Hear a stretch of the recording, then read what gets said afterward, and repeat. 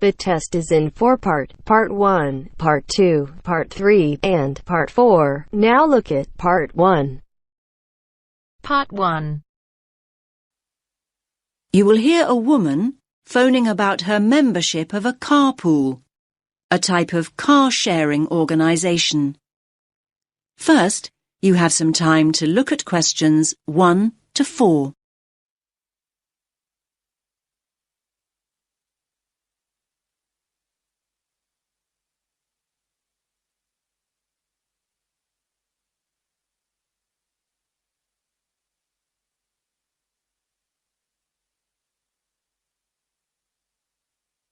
Listen carefully to the first part of the conversation and answer questions 1 to 4. Hello, your carpool. How can I help? Oh, hello.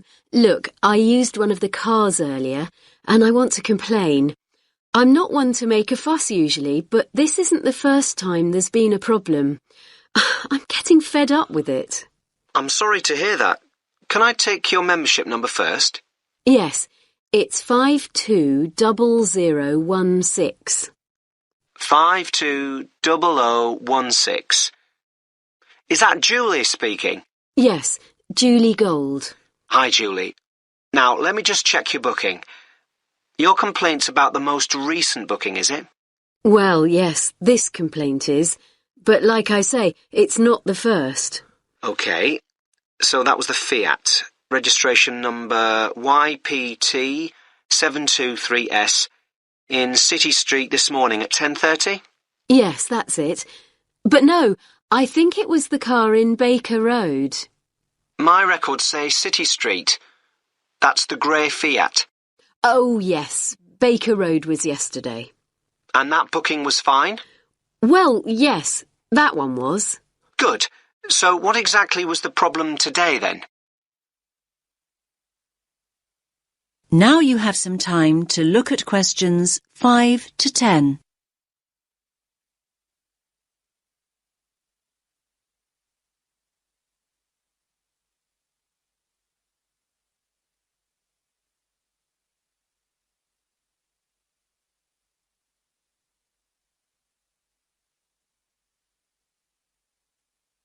Now listen to the rest of the conversation and answer questions 5 to 10.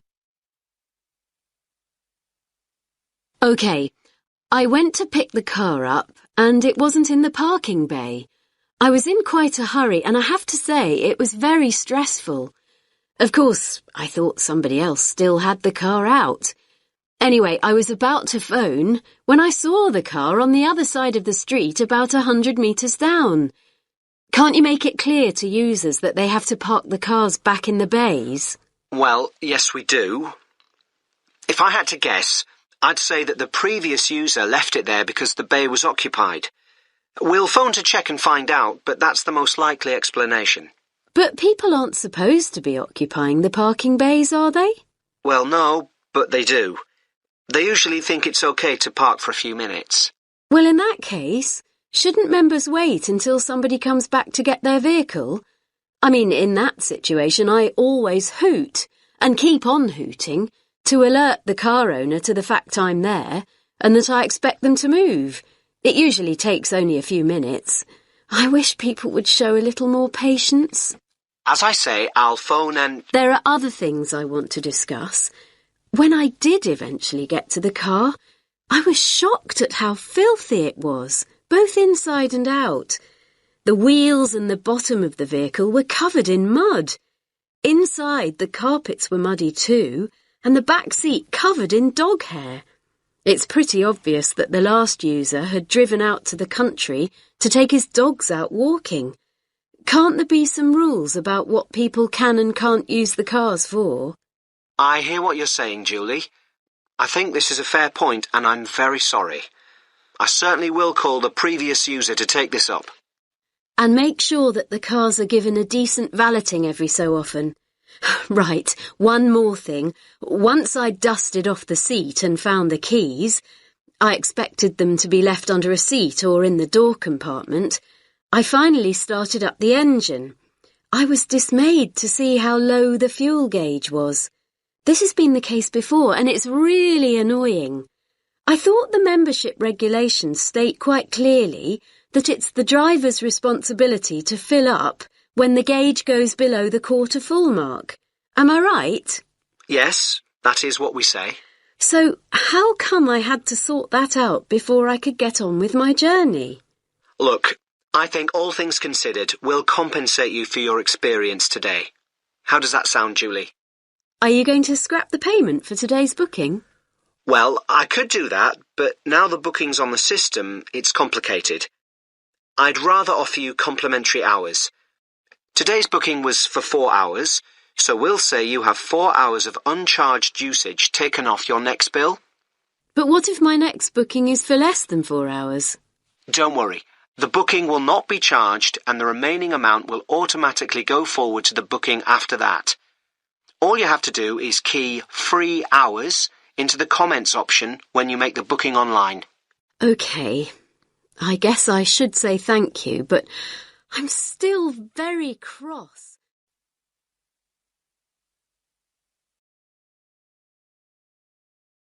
That is the end of part 1. You now have half a minute to check your answers.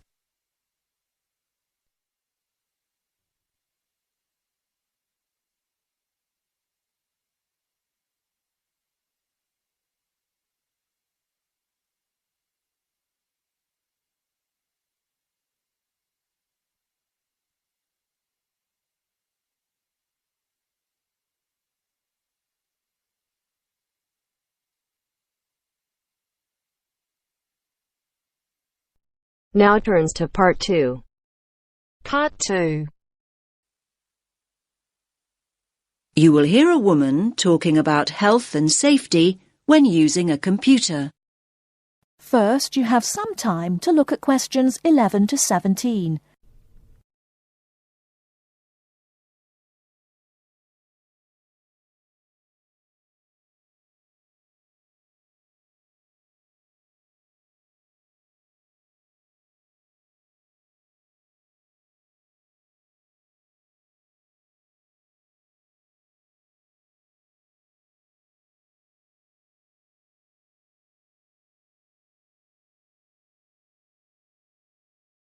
Now, listen carefully and answer questions 11 to 17.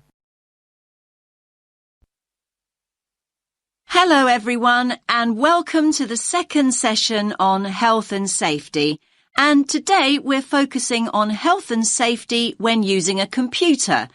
Now, can you all gather round this workstation here? That's great, thanks. OK now. Let's look at some equipment that is specifically designed for safe computer use. Firstly, take a look at this item here. Yes, the sloped slab in front of the keyboard. Does anyone know what it is? That's right, it's a wrist rest. And it does a lot more than take up room on your desk, I can tell you. Well, what does it do exactly? In actual fact, it's specifically designed to support your wrist when you're typing or when you're using a computer mouse. Now, the one I'm holding in my hand is made of foam rubber. Come on now, have a feel. You know you want to. Now, it's very flexible, isn't it? The padding is firm, but it also gives way when you press it, just like this. Here's another type, by the way. This one is filled with gel. Now, like the foam rubber type, it's got a firm surface, but when you press it like this, it gives way with a little spring. However, not all wrist rests are flexible like that. Some are made from hard plastic. That doesn't sound like a comfortable support for your wrist, does it? So, not to be recommended. OK, so we know what kind of material we're looking for in a wrist rest. But what else do we have to think about before we choose one? Now, look again at the foam rubber wrist rest here. You can see that the slope of the wrist rest and the height and the width too match the front edge of the keyboard here. And there are no sharp edges. Look, it's really nice and smooth. Now, we know it's a busy time for you all at the moment. You're busy with assignments in between the hours you're spending browsing the net and going on social networking sites. Well, just think about how hard your wrist has to work. So, using a wrist rest like this one can really help in a number of ways. First of all, it helps you keep your wrist straight when you're using your computer. I'm demonstrating this now. As you can see, my wrist is neutral and straight rather than bent up and down. See what I mean? Now, it can also provide padding for your hands. It works in much the same way as a cushion, so it makes your desk much more comfortable. Now, please note, I did say cushion rather than pillow. We don't want you students to be too comfortable. Another advantage of a wrist rest is that it stops your hands from dropping off the edge of the keyboard. A wrist rest can also relieve tension and soreness in your neck and shoulders. And how does it do that exactly? Well, it removes the weight of your arm from your shoulders and neck altogether. So there are a lot of benefits, aren't there? However, most people never learn how to use a wrist rest correctly. In fact, leaning your wrists on a wrist rest for long periods can put a lot of pressure on the undersides of your wrists, just here. Now you have some time to look at questions 18 to 20.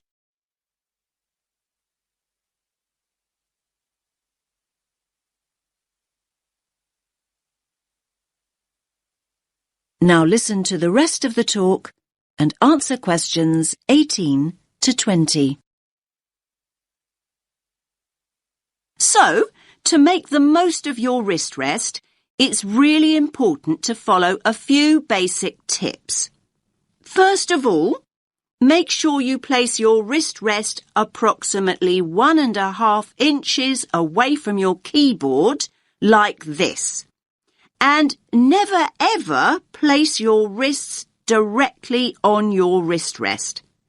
Instead, place the palm or ball of your hand on the rest. And another thing, don't use the wrist rest all the time, particularly when you're typing. Instead, your hands should be on the wrist rests during break periods, so between your typing sessions. This will avoid you putting strain on your wrists and fingers. Now, does anyone have any questions before we move on to computer glasses?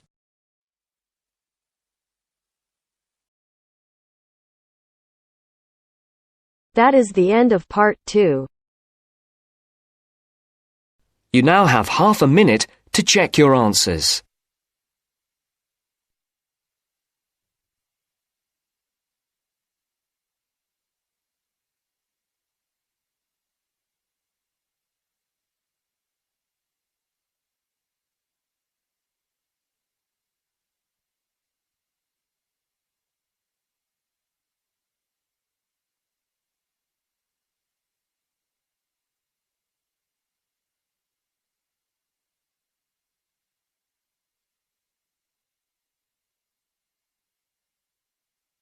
Now turns to part 3.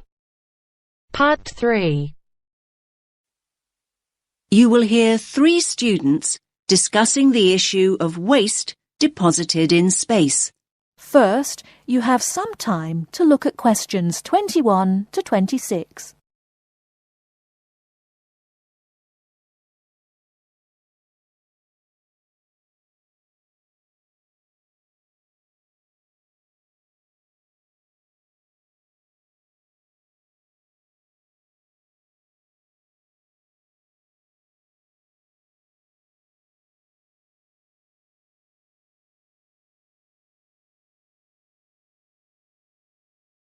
Now listen carefully and answer questions 21 to 26. Hey, did you manage to go to the talk by Dr. Chadwick this morning, Andy? I was there. What happened to you, Sam? My bike had a puncture. Seriously. Anyway, Ruth, I bet you took some notes. Can you fill me in? Sure. It was all about space junk. Really interesting, actually. I mean, I knew about how much rubbish humans are dumping here on planet Earth, but I had no idea how much junk there is flying around in space. Did you know that there are literally millions of pieces of rubbish orbiting the Earth as we speak? Not until now, I didn't. They reckon that around 100 tons of very small objects, like mainly dust, drops on Earth every single day. Yes, that's what she said. I thought space junk was all man-made. I can't believe they know so accurately how much is actually out there. Do they track and monitor it all the time? Yeah, they do. According to the talk, there are nearly 25,000 objects, larger than 10 centimetres in diameter, now orbiting the Earth. And what does all this space junk consist of? Isn't it all discarded parts of rockets that were either broken or left behind after space missions, like Apollo and all those spacecraft from years ago? Well, yes, but not only that. All other kinds of debris that we've dumped in space too. Anything from dead satellites to loose metal screws. There are even tiny particles of paint and liquid coolant. So who is to blame for depositing all this rubbish? Where does it come from? Well, I knew you were going to ask me that, Sam. So, hang on. You can take some of my notes if you like. Thanks a lot. That's really helpful. Here, look. Over a third, 37% to be exact, comes from Russia. But other countries are close behind. Another third, well, just under actually, 29% is from America, and then 28% is from China. Yes, but other countries, like India, are adding to the rubbish pile. And don't forget the European Space Agency also has spacecraft in orbit. That's true. We're talking serious space junk here. Pretty serious, I'd say. So come on, what do you think are the chances of something solid dropping from space onto our heads? Good question. Everyone asked that. Dr. Chadwick said at least one piece of junk falls to Earth every single day. But look at it this way. Earth is a pretty big place, so actually the statistical chances of being hit are extremely low. You now have some time to look at questions 27 to 30.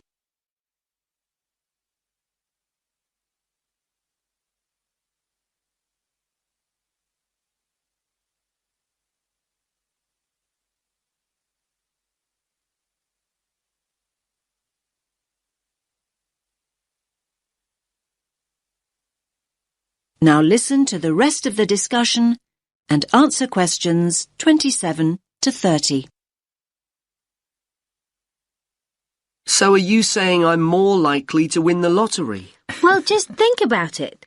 2/3 of the Earth is ocean. That's true. But in time, almost all these pieces of rubbish will fall to Earth because the object's orbit is decreased by its gravitational pull. But the good news is that they don't cause any serious damage. You know, they can't actually survive the heat generated on re-entry. They simply burn away. But that's not always the case. There are exceptions. Chunks of the United States UARS satellite recently fell into the Pacific Ocean. The UARS satellite? It was this 6-ton satellite launched by the Space Shuttle Discovery way back in 1991. So it had been up in space for 20 years, but stopped working in 2005. It weighed 5,700 kilos. And that's about the same as a double-decker bus, apparently. And, just check my notes. Here it is, yes. The largest of these great big chunks that fell into the sea weighed about 158 kilograms. Think of the weight of an adult gorilla, Sam, and you get the picture. A nice soft landing, then. Dr. Chadwick said, imagine a couple of washing machines tied together and travelling at 100 miles per hour, and you'll get an idea. Oh, and do you remember Skylab? That was another US space station, and it fell to Earth at least 3 decades ago, in 1979. It fell into the Indian Ocean and the deserts of Western Australia. According to what I wrote down, that particular space junk weighed 100 tons. And let's not forget Mir, the Russian space station. Mir weighed 135 tons, far, far larger than UARS, and it fell to Earth in 2001. It plunged straight into the South Pacific. All very interesting. Listen, I've got some junk of my own to sort out. My bike. That's the second puncture this week. Come on, I'll help you fix it.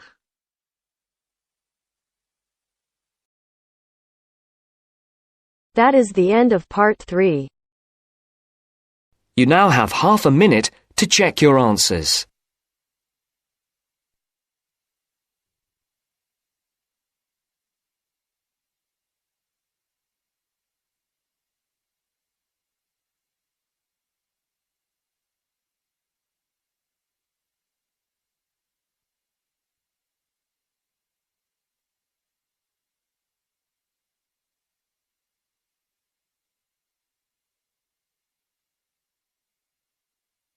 Now turns to part 4. Part 4. You will hear a man talking about tourism and the environment. First, you have some time to look at questions 31 to 40.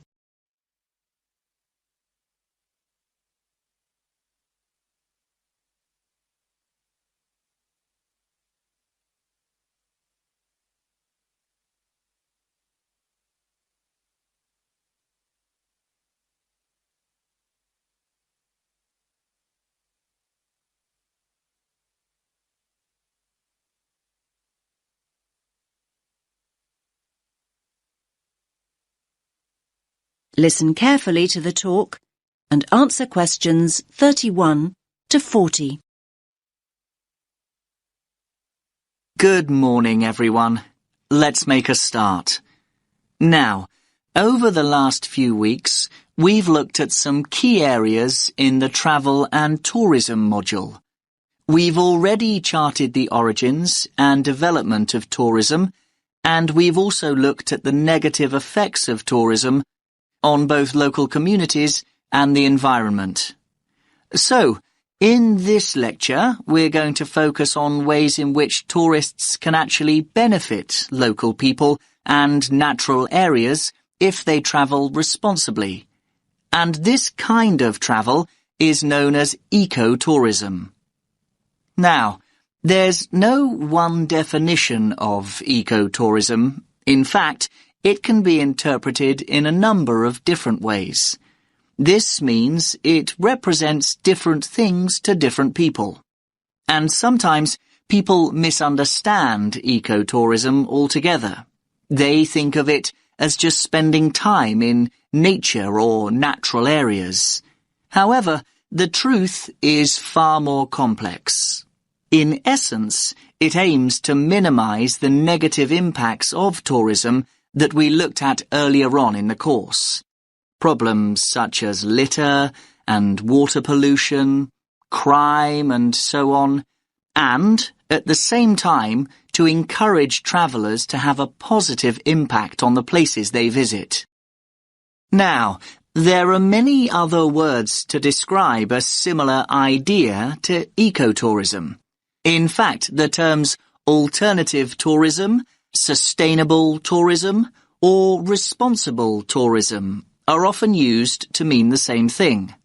But in fact, although the main ideas behind them are similar, there are small differences.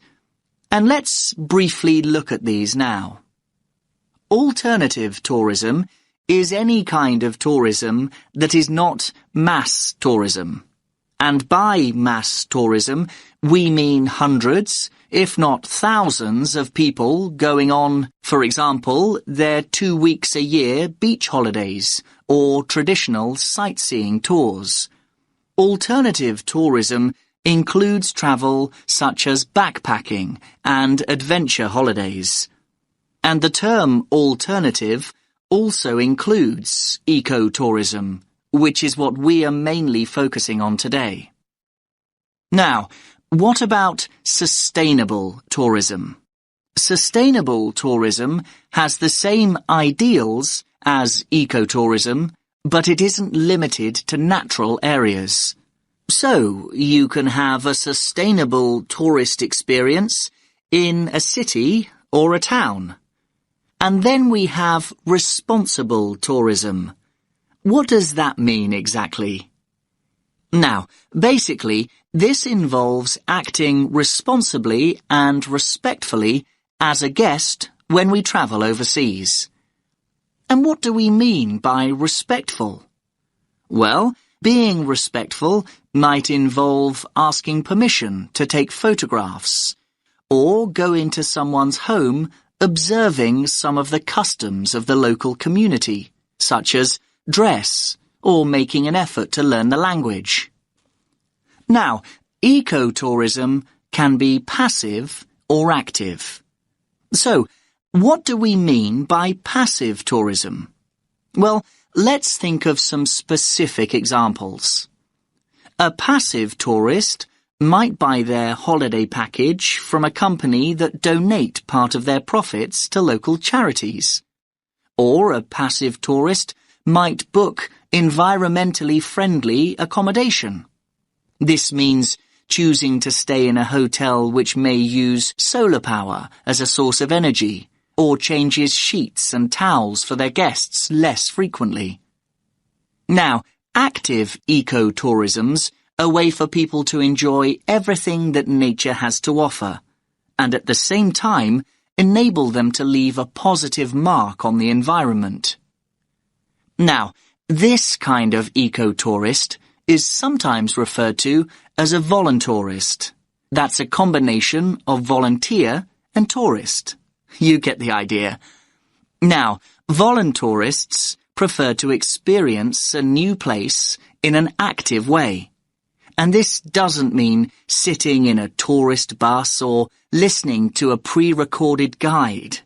Basically, they want to physically connect with the place they're visiting. And this includes connecting with humans and animals. Now, their approach to travel can make a real difference and can really benefit the places and the communities they choose to visit. Voluntourists often help local people construct and repair buildings, or it could mean being willing to help a community with nature conservation.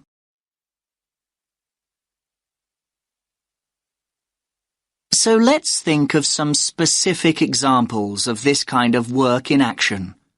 Now, voluntourists have helped local communities to plant hundreds of trees and installed identifying signs in the rainforests of Costa Rica. They've also helped with sustainable food production in Cuba, and in Jamaica, they've been involved in the cleaning up of local rivers. And in Thailand, they've worked on building ecologically sustainable reforested habitats. Now, some of the work that voluntourists do also involves looking after endangered animals, like the Giant Panda Project in Japan, or the Animal Sanctuary Project in Ecuador. Now, this work doesn't just involve interacting with wildlife, but involves educating local people about the need to protect wildlife. Now, before we explore wildlife tourism in more detail, does anyone have any questions? That is the end of part 4. You now have half a minute to check your answers.